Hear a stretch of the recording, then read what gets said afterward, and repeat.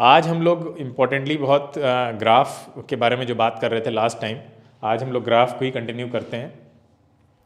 देखिए ग्राफ में आपको दो एक्सिस हैं, वाई एक्सिस और एक्स एक्सिस।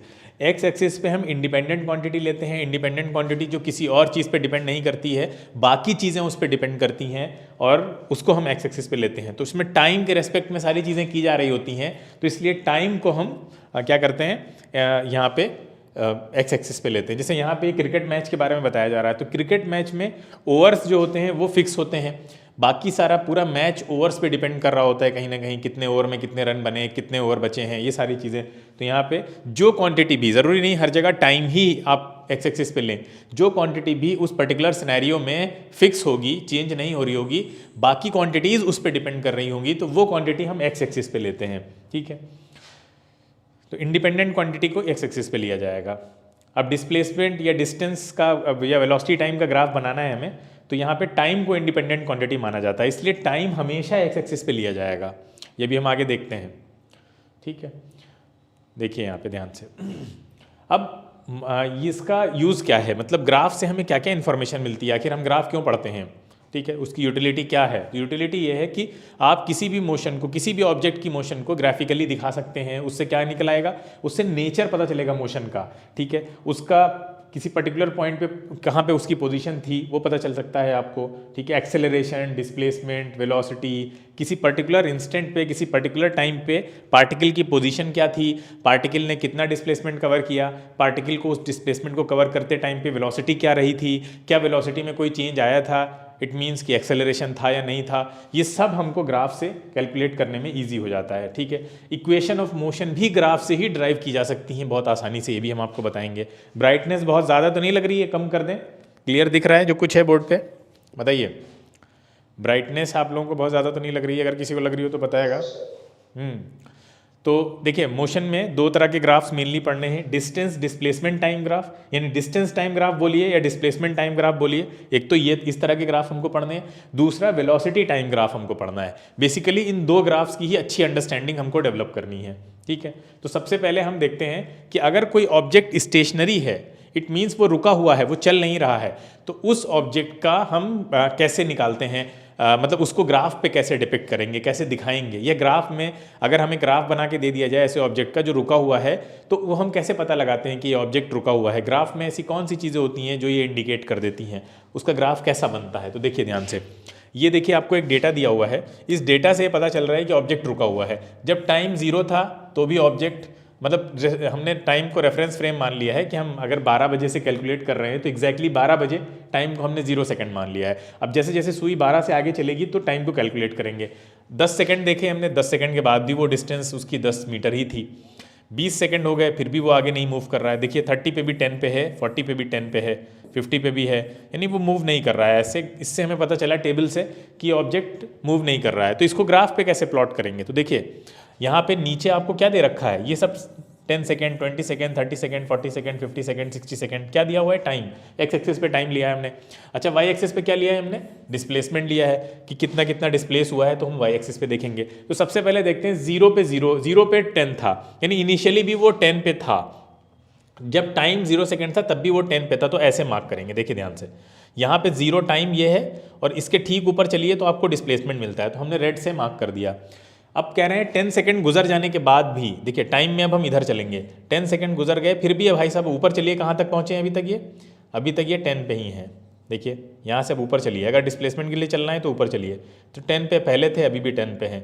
20 सेकंड गुजर गए, अभी भी ये 10 पे हैं, तो 20 से फिर हम ऊपर जाएंगे।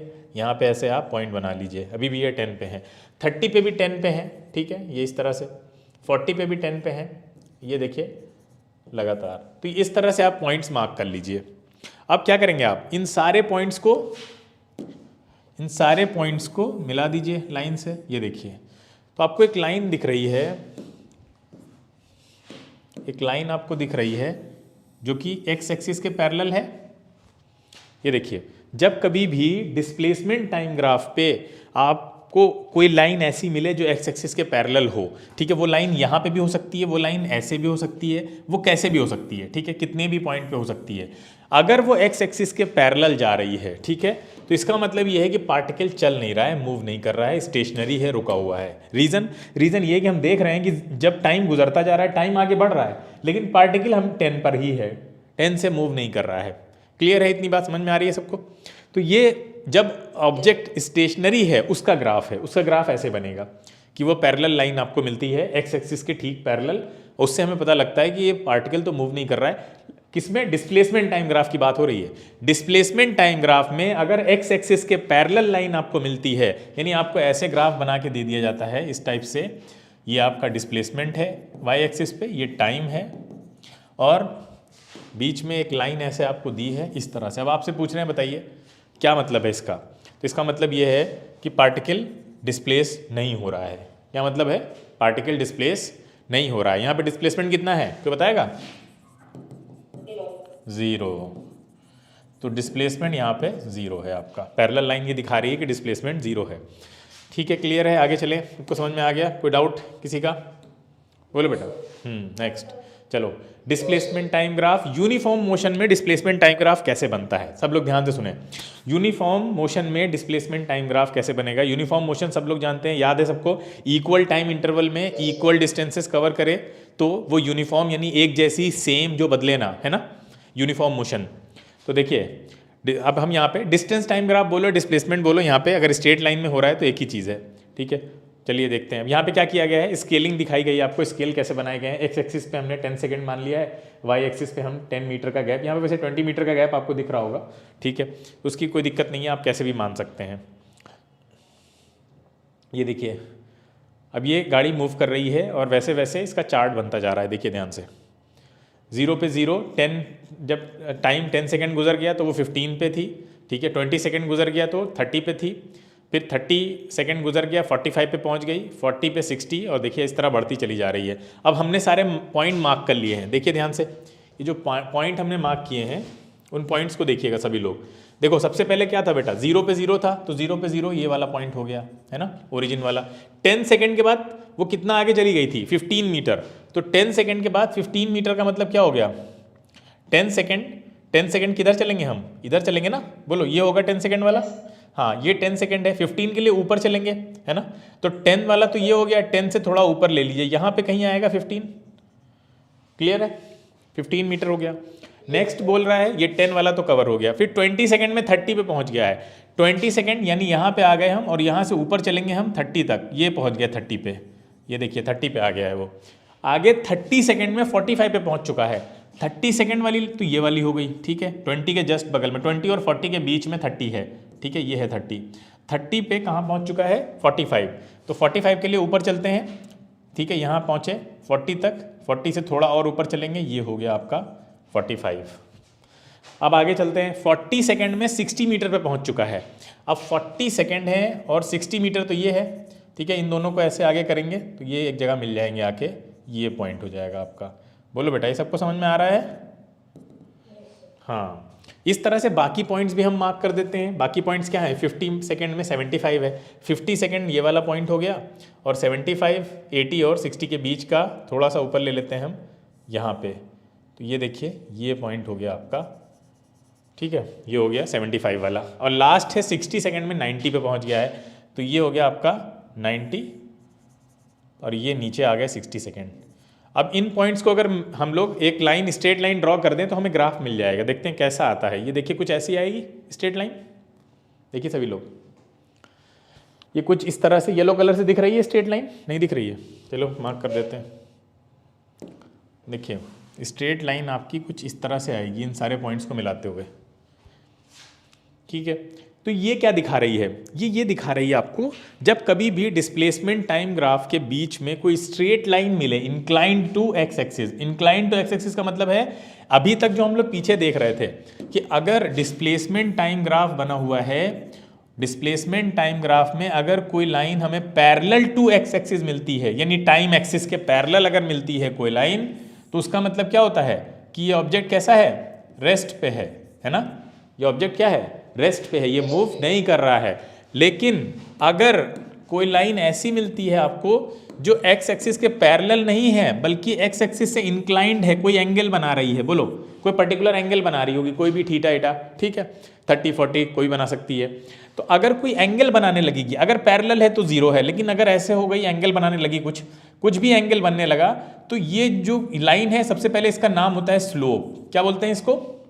स्लोप। अरे स्लोप का मतलब क्या होता है? स्लोप मतलब जो स्टीप हो ना, बोलते नहीं, स्टीपनेस जिसके अंदर हो, जिस पे आप ऐसे लुढ़कते हुए चले जाएं, या जिसके ऊपर स्टीपनेस दो तरह की होती है ना। एक तो ये होती है कि ऊपर चढ़ रहे हैं तो भी स्टीप है ना, ऊपर ऐसे चढ़ रहे हैं जैसे हम लोग का स्टेयर्स होते हैं, ऊपर चढ़ते हैं हम, तो स्टेयर्स जो बने होते हैं वो क्या होता है? स्टीपनेस होती है, ठीक है। अब एक स्टीपनेस ये वाली भी होती है कि नीचे उतर रहे हैं हम तो भी स्टीपनेस है, यानी वो चीज़ बिल्कुल स्ट्रेट नहीं है, सीधी नहीं है, वो किसी के पैरेलल नहीं है बल्कि एक पर्टिकुलर एंगल बना रही है, तो उसको बोलते हैं स्टीप। अब स्टीप में क्या होता है कि स्टीप वाली कोई भी लाइन, देखो दो तरह की लाइन स्टीप हो सकती है, एक तो ऐसे स्टीप हो सकती है और एक ये वाली भी स्टीप है, बोलो ऊपर से नीचे आ रहे हैं, है ना, एक है नीचे से ऊपर जा रहे हैं। तो ये दोनों लाइनें, जब स्टीप लाइन कहीं पे भी आपको दिखे, वो क्या कहलाएगी? उसका एक नाम होता है, क्या बोलते हैं बेटा उसको? स्लोप। हाँ, अगर इस स्टीपनेस को आप खत्म करना चाहते हैं तो देखो अभी लाइन ऐसे है, अगर आप स्टीपनेस खत्म करना चाहते हैं तो आप ऐसे कर दीजिए, बिल्कुल स्ट्रेट पैरेलल कर दीजिए, तो स्टीपनेस खत्म हो जाएगी। बोलो ये वाली लाइन जो है ये पैरेलल टू एक्स एक्सिस है, इसकी कोई भी स्टीपनेस नहीं है। क्यों? क्योंकि कोई एंगल बना ही नहीं रही है, ये एक्स एक्सिस से अगर कोई एंगल नहीं बना रही है, एक्स एक्सिस के पैरेलल आ गई है, तो इसका मतलब एंगल जीरो है। एंगल जीरो है तो इसका मतलब स्लोप क्या है? स्लोप भी क्या है इसका? कोई भी लाइन अगर एक्स एक्सिस के पैरेलल हुई तो उसका स्लोप भी जीरो होगा, ऐसे समझो, ये बहुत इंपॉर्टेंट है समझना। देखो अगर कोई लाइन ऐसे है तो ये स्टीप नहीं है। क्यों स्टीप नहीं है? क्योंकि इसका एंगल एक्स एक्सिस से क्या एंगल है बताइए? दो पैरेलल लाइंस के बीच में क्या एंगल होता है भाई? ये पैरेलल है ना एक्स एक्सिस के, बिल्कुल, ये देखिए दोनों ये आपस, हाँ जीरो। तो जब पैरेलल लाइंस के बीच का एंगल जीरो है इसीलिए इसका स्लोप भी जीरो होगा। क्या होगा? जीरो। पैरेलल लाइन का स्लोप जीरो होगा। जब ये अगर कोई भी लाइन ग्राफ में एक्स एक्सिस के पैरेलल है, इट मींस उसका स्लोप है ही नहीं, उसका स्लोप जीरो है। स्लोप जब तक नहीं होगा जब तक कोई वो इस तरह का एंगल ना बना रही हो, ऐसे कोई भी एंगल बना रही हो इस तरह से, ये देखिए इस टाइप से अगर एंगल बन रहा है तो ये सब एंगल एक्स एक्सिस से बन रहे हैं और ये लाइंस का स्लोप होगा कुछ ना कुछ, ठीक है। तो इसलिए हम ध्यान रखें कि जो पैरेलल लाइन होती है उसका डिस्प्लेसमेंट जीरो है अगर डिस्प्लेसमेंट टाइम ग्राफ की बात हो रही है, और वहां पे अगर आपसे ये पूछा जाए बताओ स्लोप कितना है, तो क्या आंसर होगा? स्लोप जीरो होगा। क्लियर है? हाँ, पैरेलल लाइन का स्लोप जीरो होगा। अब यहां पे बताइए क्या स्लोप जीरो है ये वाले ग्राफ में? नहीं है, नहीं है, स्लोप जीरो नहीं है। तो पहली बात ये लाइन स्लोप कहलाती है। अब एक और इंपॉर्टेंट पॉइंट सुनिए, ये लाइन जनरल, इसका जो नाम है स्लोप वो कॉमन नाउन है एक तरह से। अगर ये स्लोप डिस्प्लेसमेंट टाइम ग्राफ के बीच में पाया जाए, ध्यान से सुनना, अगर ये स्लोप डिस्प्लेसमेंट टाइम ग्राफ के बीच में पाया जाएगा तो इसका एक प्रॉपर नाउन हो जाता है और उसका नाम क्या पड़ जाता है? वेलोसिटी। अगर ये स्लोप डिस्प्लेसमेंट टाइम ग्राफ के बीच में पाया जा रहा है, कहीं पर भी, बीच का मतलब ये नहीं है कि एग्जैक्टली बीच में, मतलब वहां पे कहीं पे भी हो सकता है, वो ऐसे भी हो सकता है, वो ऐसे भी हो सकता है, वो ऐसे भी हो सकता है, कहीं पे भी हो सकता है। अगर ये डिस्प्लेसमेंट टाइम ग्राफ के बीच में कहीं पे भी एग्जिस्ट कर रहा है तो इसका नाम क्या होगा? वेलोसिटी। क्या नाम होगा बेटा? वेलोसिटी। इसका मतलब डिस्प्लेसमेंट टाइम ग्राफ के बीच का स्लोप हमें क्या देता है? वेलोसिटी देता है। याद रहेगा, डिस्प्लेसमेंट टाइम ग्राफ के बीच का स्लोप हमको वेलोसिटी देता है। अच्छा, वेलोसिटी देता है तो हम निकालें कैसे वेलोसिटी? भाई कैसे पता करें कि वेलोसिटी कितनी है? क्या हम इस स्लोप के थ्रू वेलोसिटी पता कर सकते हैं? बिल्कुल पता कर सकते हैं, अगर हमको ये पता हो कि स्लोप कैसे निकालते हैं, स्लोप की वैल्यू कैसे निकालते हैं। तो आइए समझते हैं स्लोप की वैल्यू कैसे निकाली जाती है। स्लोप होगी, ये एक ट्राइंगल बन रहा है, छोटा सा दिख रहा है, एक बहुत छोटा सा ट्राइंगल बनता हुआ दिख रहा है, इसकी हम कैसे निकालेंगे लेंथ? देखिए यहाँ पे, ये देखिए छोटा सा ट्राइंगल बन रहा है। ये जो स्लोप है इसको हाइपोटेन्यूज बोल सकते हैं, सबने पढ़ा है, बोलो हाइपोटेन्यूज है। हाइपोटेन्यूज कैसे निकाल सकते हैं यहाँ पे हम? हाँ, पाइथागोरस थ्योरम से निकाल सकते हैं, लेकिन हमको इसकी लेंथ नहीं निकालनी है। स्लोप का मतलब होता है एंगल। स्लोप का मतलब क्या होता है बेटा? अभी बताया था, जब एंगल जीरो तो स्लोप जीरो। लेंथ से मतलब नहीं होता है, मतलब लेंथ तो पैरेलल लाइन की भी होती है ना कुछ। देखो ये पैरेलल लाइन हमने बना दी, तो अगर ये लाइन पैरेलल है तो लाइन की तो कुछ ना कुछ लेंथ होगी ना। अगर हम स्लोप को जीरो बोल रहे हैं, इसका मतलब क्या जीरो हुआ है? क्या लेंथ जीरो हुई है? नहीं, एंगल जीरो हुआ है। बिल्कुल सही, शाबाश, एंगल 0 हुआ। इसका मतलब स्लोप का लेना देना बेटा किससे है? स्लोप का लेना देना है एंगल से। तो अब आप बताइए कि हम एंगल कैसे निकालते हैं किसी भी ट्राइंगल में। ये देखिए ऐसे, ये छोटा ट्राइंगल हमने उठा लिया यहाँ पे, यहाँ ले आए हम उठा के, इसमें हमें ये एंगल चाहिए। अगर ये एंगल पता चल जाए तो हमें स्लोप पता चल जाएगा। अब आप बताइए ये एंगल हर जगह सेम तो होगा ना? ये देखिए आगे चले जाइए, यहाँ पे भी सेम होगा ये एंगल। कोई भी पॉइंट ले लेंगे हम ऐसे तो सेम आएगा ये एंगल, एंगल हर पॉइंट पे सेम आएगा। तो ये एंगल हम कैसे निकालेंगे? ये एंगल हमने पढ़ा है ट्रिग्नोमेट्री में कि ये परपेंडिकुलर और ये बेस, तो ये एंगल ऐसे निकलता है आपका tan theta is equal to perpendicular upon base से निकलता है। पढ़ा है सबने ट्रिग्नोमेट्री में? tan थीटा यानी इस एंगल को अगर आप निकालना चाहते हैं तो परपेंडिकुलर अपॉन बेस, परपेंडिकुलर को बेस से डिवाइड कर दीजिए तो आपका tan थीटा आ जाएगा निकल के, या स्लोप आ जाएगा, ऐसे बोलिए स्लोप आ जाएगा। ठीक है, स्लोप निकल आएगा, स्लोप निकल आएगा। ठीक है, क्लियर है बेटा इतनी बात? स्लोप को आप tan थीटा भी लिख सकते हैं, tan थीटा मतलब स्लोप। ठीक है, स्लोप लिखिए, tan थीटा लिखिए, और भी चीज़ें होती हैं वो भी लिख सकते हैं, बताएंगे बाद में। P by B perpendicular upon base, तो बताओ जरा यहाँ पे स्लोप कितना आ रहा है परपेंडिकुलर अपॉन बेस निकाल करने से? यहाँ पे कितना आ रहा है छोटे ट्राइंगल में? जल्दी से बताइए। इस छोटे ट्राइंगल में आपको क्या पता है परपेंडिकुलर कितना है?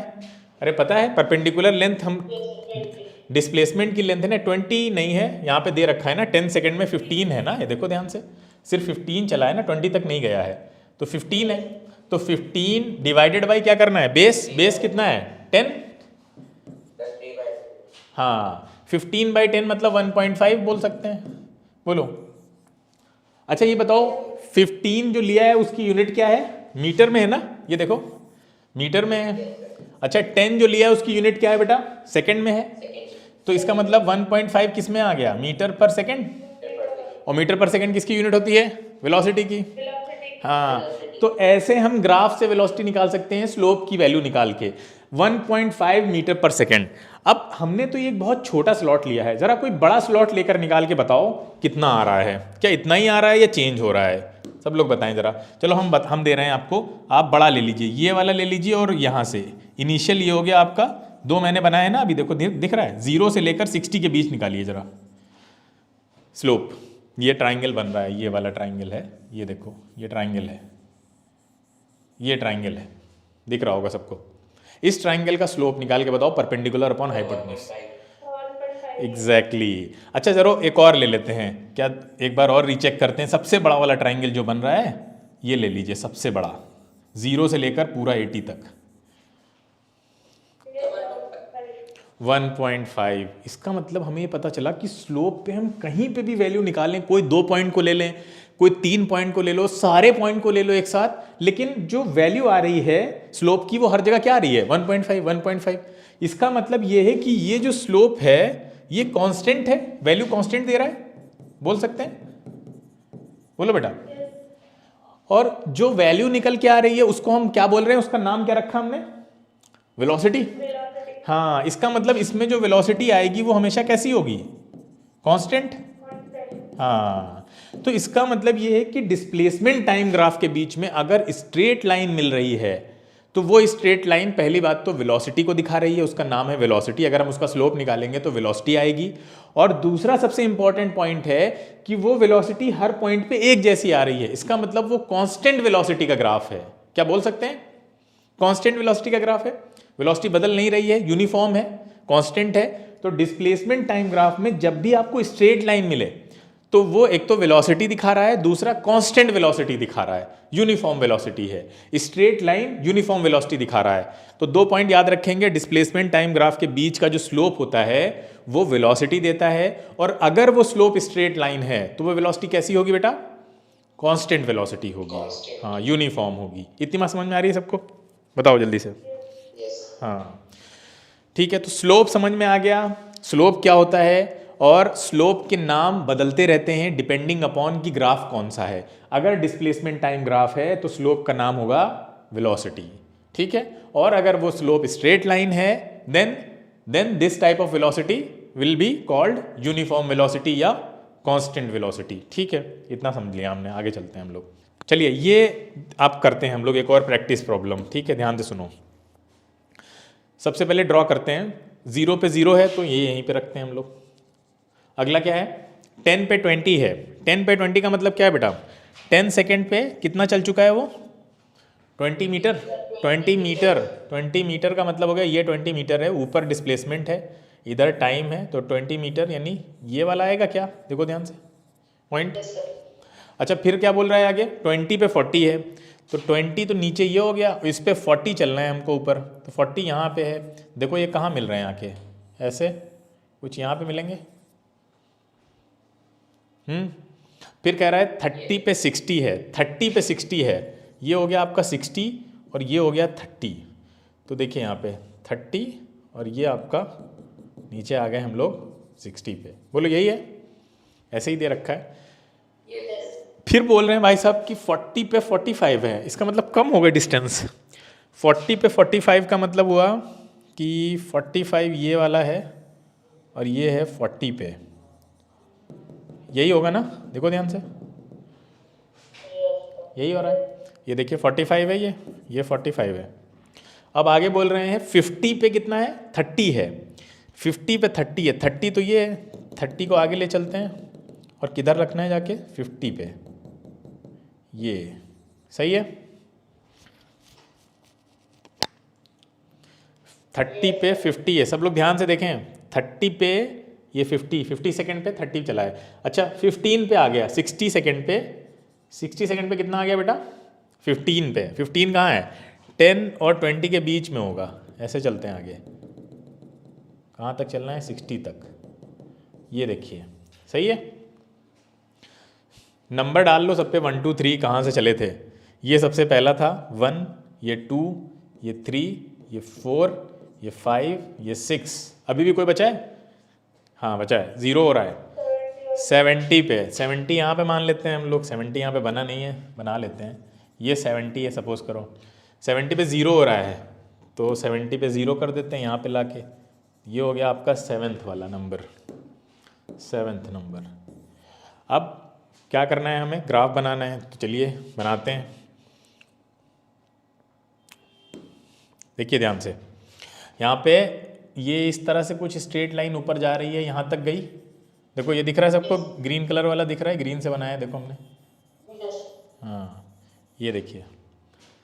अच्छा उसके बाद क्या हो रहा है, डिक्लाइन कर रही है, उसके बाद डिक्लाइन कर रही है। अब हाइलाइटर से बनाते हैं, डिक्लाइन कर रही है, तो ये येलो सिलेक्टेड है। ये देखिए कुछ इस तरह से, देखो बेटा, हाँ। तो सबसे पहले ये हो रहा है कि एक बार देखो ध्यान से इसको समझो, कि पहले क्या हो रहा है कि पार्टिकल आगे बढ़ रहा है। देखो टाइम आगे बढ़ता जा रहा है, 10 सेकंड गुजरे, 10 सेकंड में वो 20 मीटर तक आगे ट्रेवल कर गया, फिर 20 सेकंड में वो 40 पे पहुंच गया, ठीक है, फिर 30 सेकंड में वो 60 पे पहुंच गया। अब उसके बाद उसने टर्न लिया है, बोलो टर्न लिया है, अरे टर्न लिया है ना, वापस मुड़ के आ रहा है वो, टर्न लिया है नहीं लिया है, क्या लगता है, हाँ। तो जहाँ पे पार्टिकल टर्न लेता है, एक बात सब बच्चे ध्यान से सुने, जब भी कोई पार्टिकल टर्न लेगा तो रुकना पड़ेगा उसको ना, बोलो थोड़ी देर के लिए तो रुकेगा, रेस्ट पे आएगा कुछ टाइम के लिए, थोड़े से टाइम के लिए, बहुत थोड़े से, तो वहाँ पे वेलोसिटी क्या हो जाएगी, 0। जब कभी भी टर्न होगा, ध्यान से सुनना, जब कभी भी टर्न हो रहा होगा वहाँ पे वेलोसिटी 0 होगी, ठीक है, ये बात याद रखिएगा। टर्न के टाइम पे इसका मतलब ये होगा कि कभी अगर कहीं पे वेलोसिटी, कहीं कोई जर्नी चल रही है, अचानक से वेलोसिटी 0 हो जाती है, तो इसका मतलब समझिए कि अब टर्न हुआ है। अगर आगे की जर्नी भी आपको दे रखी है तो वहाँ पे टर्न लिया होगा उसने, तो यहाँ पे वेलोसिटी हो गई 0, ठीक है। अब उसके बाद देखिए दूसरी डायरेक्शन में वेलोसिटी चलना शुरू हो गई, इधर आने शुरू हो गया वो। अब अगर आप 2 पार्ट में इस मोशन को डिस्क्राइब करें, 2 पार्ट में, सब बच्चे ध्यान से सुने इसको, बहुत कॉम्प्लिकेटेड रहता है ये, इसको ध्यान से सुनिएगा। अगर इसको हम 2 पार्ट में इस जर्नी को डिस्क्राइब करना चाहते हैं, तो पहला पार्ट ये हो गया आपका, इसे बना लेते हैं इसको अलग अलग।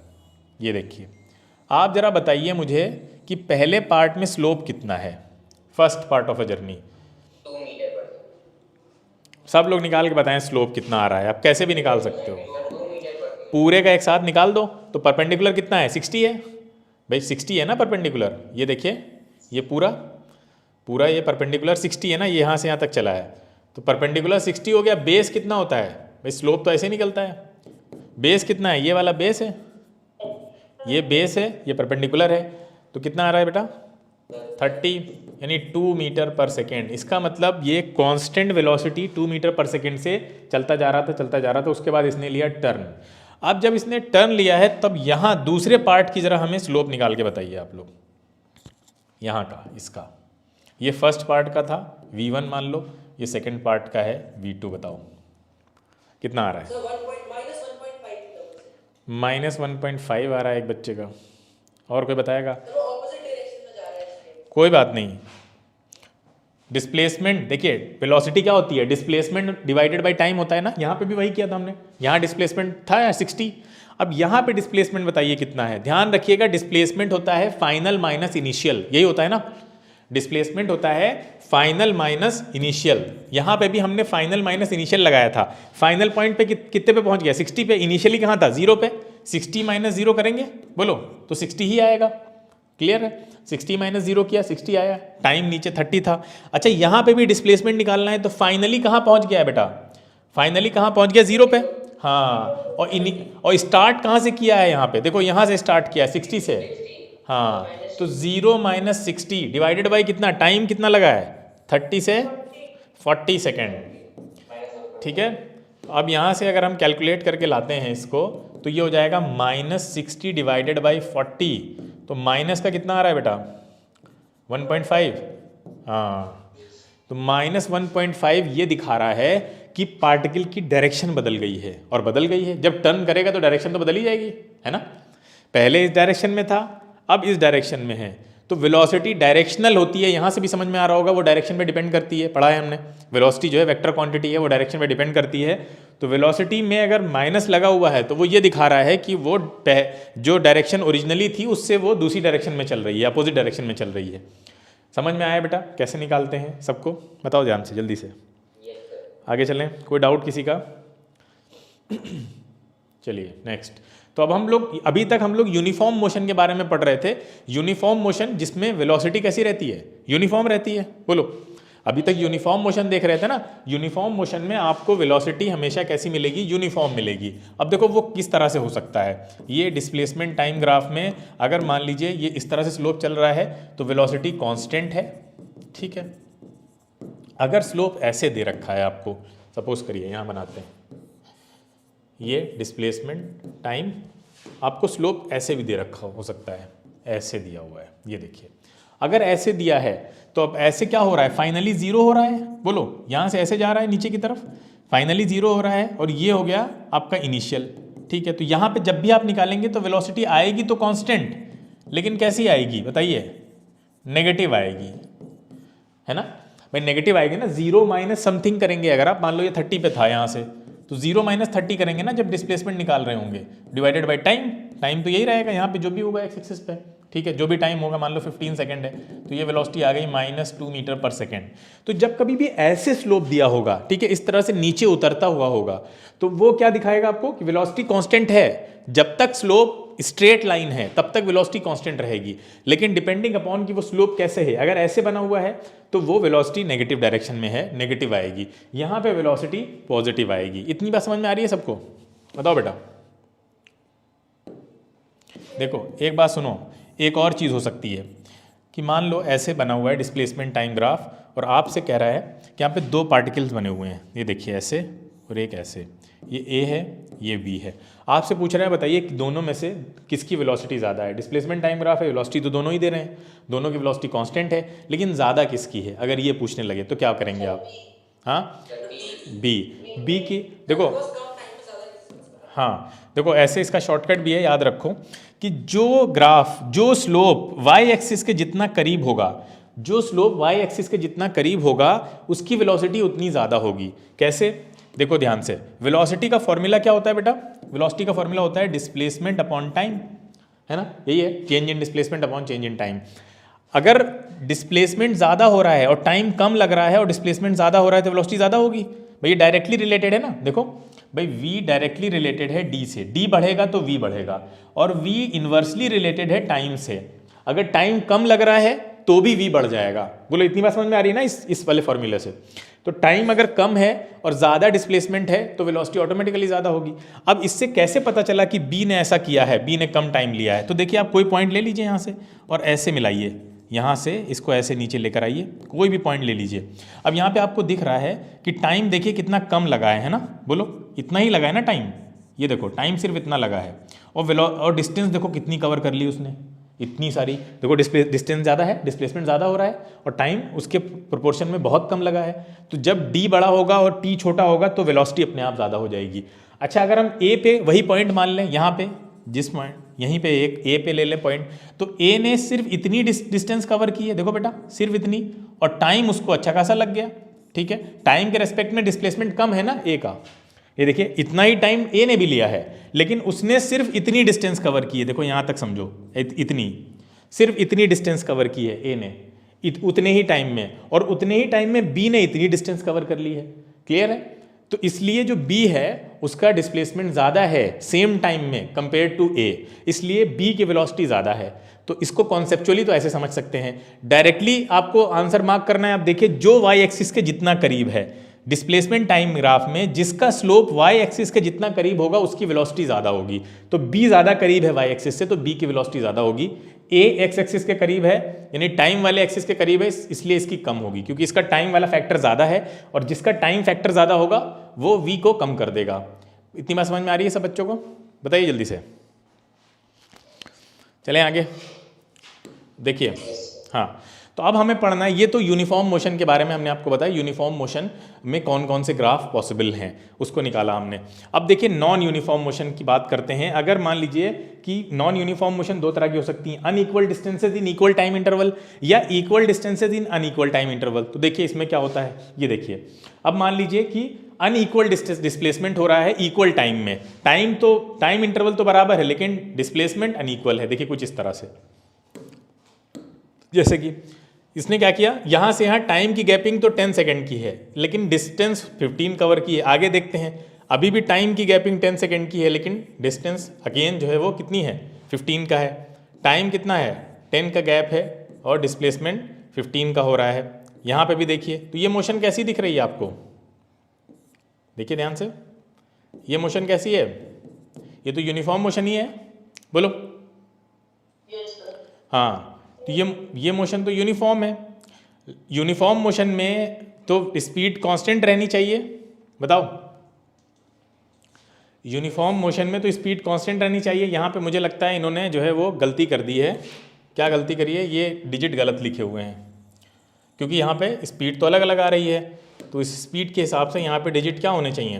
देखिए ध्यान से, पहला आ रहा है 0.5, ठीक है, 0.5 तो 0.5 भी गड़बड़ आ रहा है। यहाँ क्या होना चाहिए था?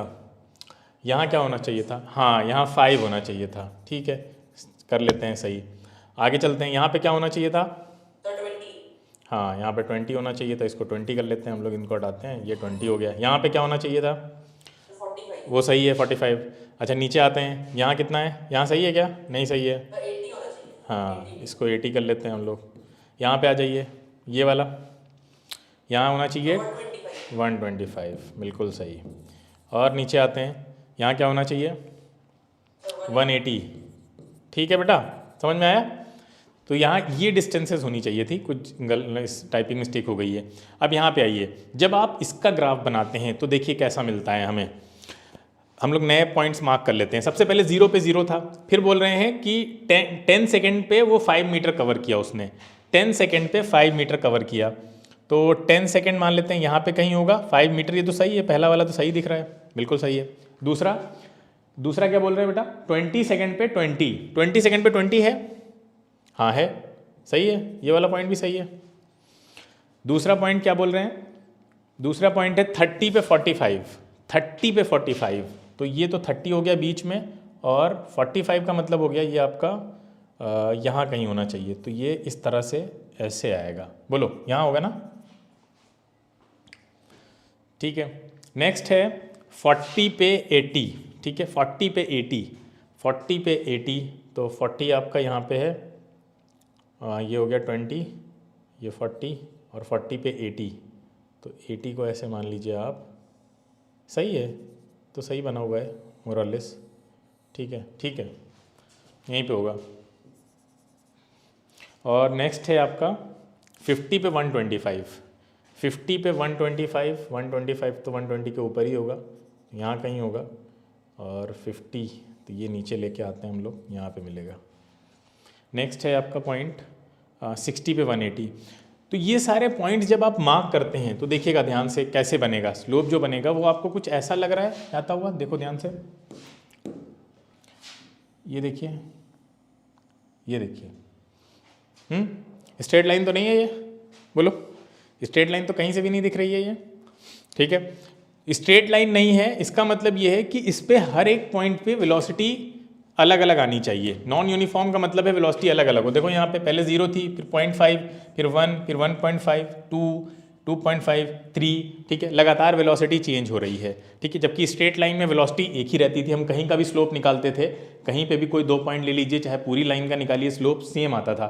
जबकि यहाँ पे क्या हो रहा है, लगातार चेंज हो रही है। जब वेलोसिटी लगातार चेंज हो रही होती है तो हम उसको कैसे निकालते हैं, फिर तो इसका मतलब ये है कि हर एक पॉइंट की अलग अलग आएगी। तो जब कभी भी आप निकालेंगे जाके तो एक पर्टिकुलर पॉइंट की निकलेगी, ठीक है। उसको हम लोग कैसे निकालते हैं, चलिए उसको समझते हैं। ये देखिए कुछ इस तरह से ग्राफ आपके सामने बनेगा, ये देखिए, ठीक है। और ये कैसा है, ये है नॉन यूनिफॉर्म, ठीक है।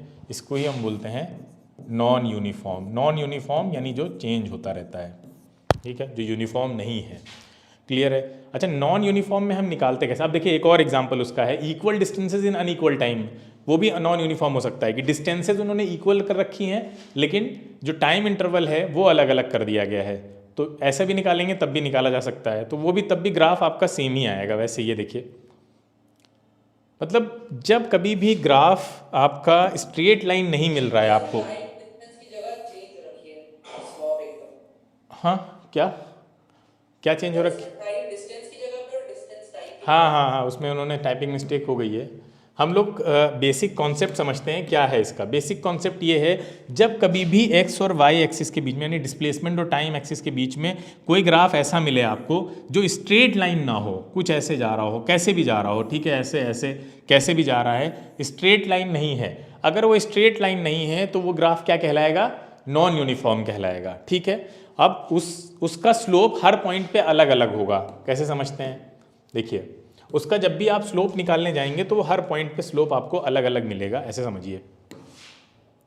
ये देखिए, जैसे हमने पिछले उसमें देखा था कि मान लीजिए ऐसे पॉइंट्स बने हुए हैं, ठीक है, कुछ इस तरह से पॉइंट्स,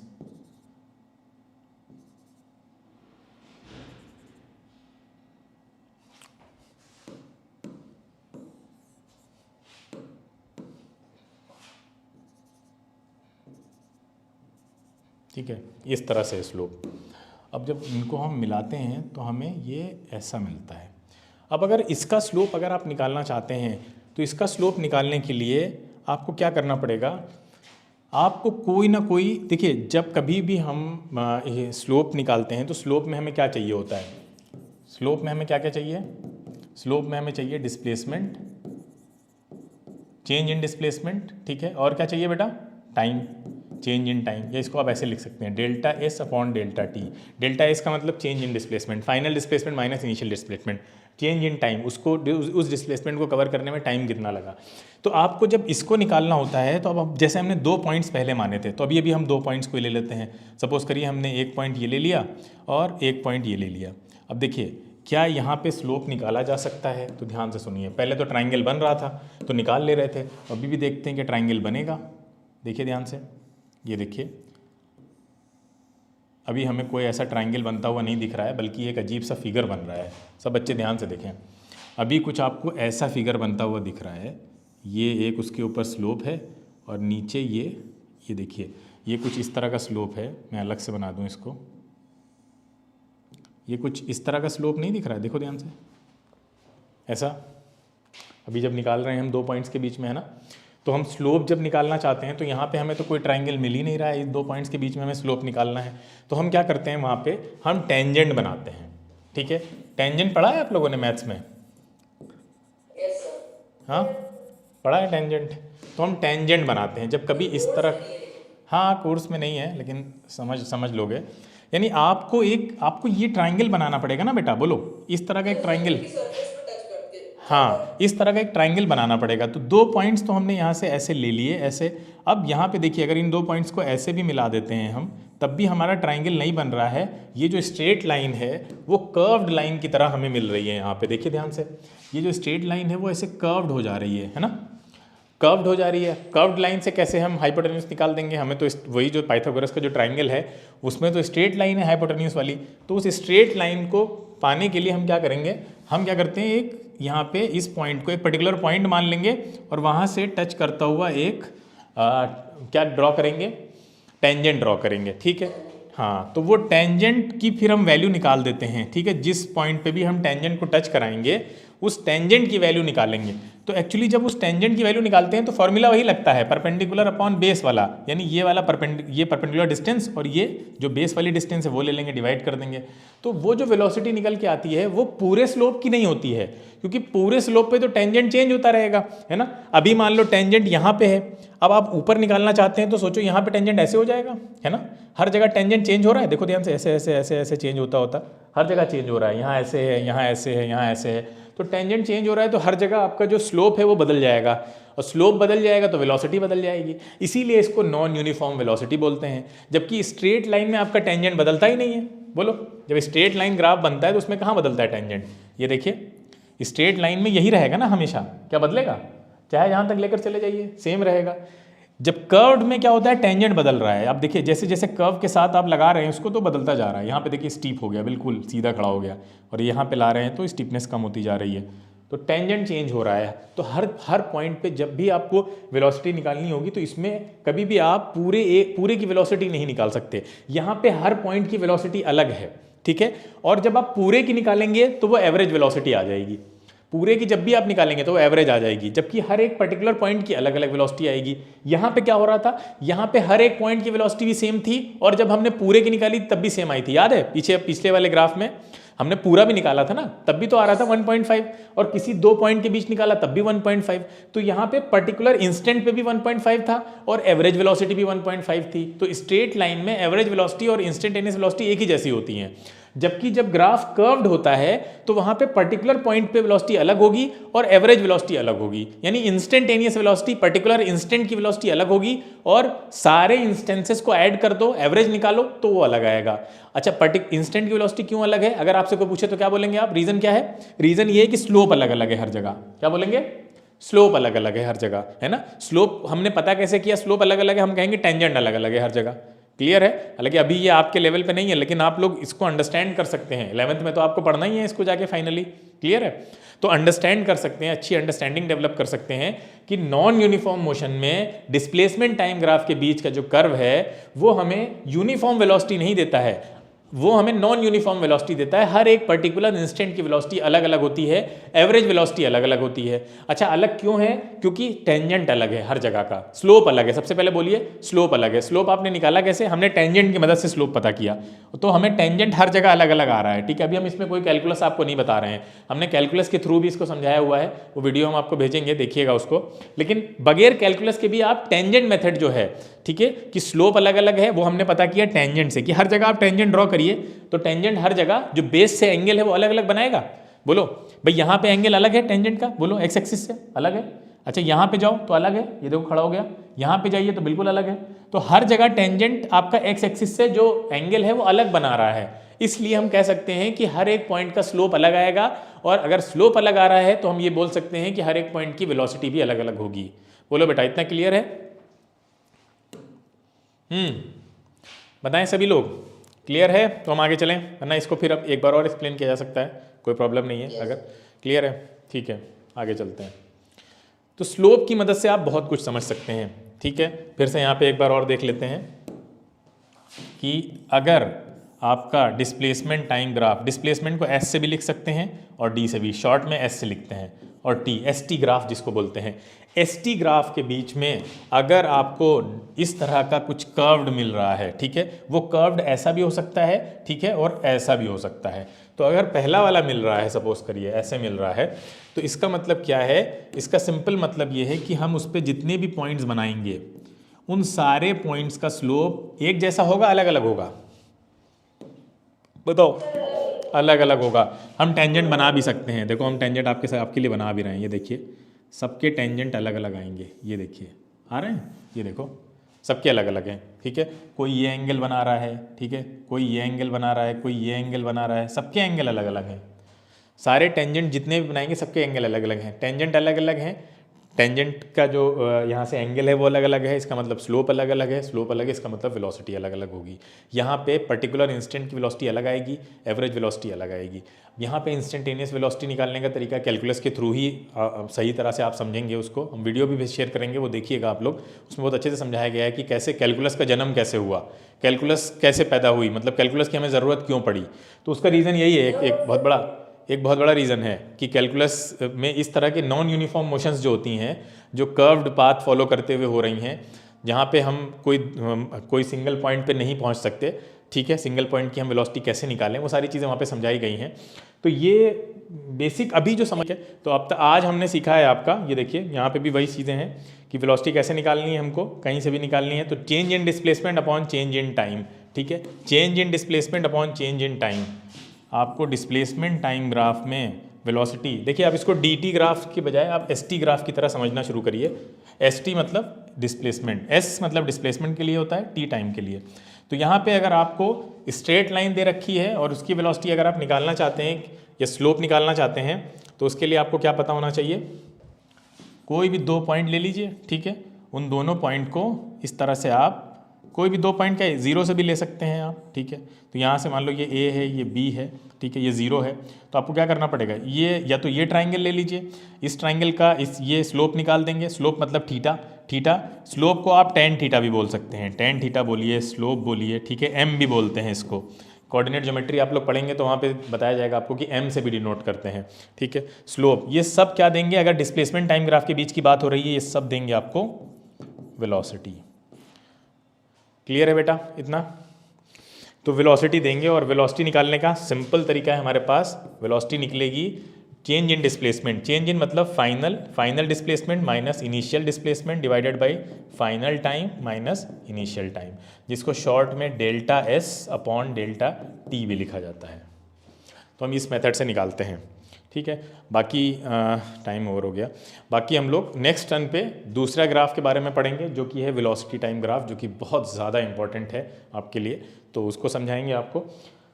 बाकी इस वीडियो का आप लोग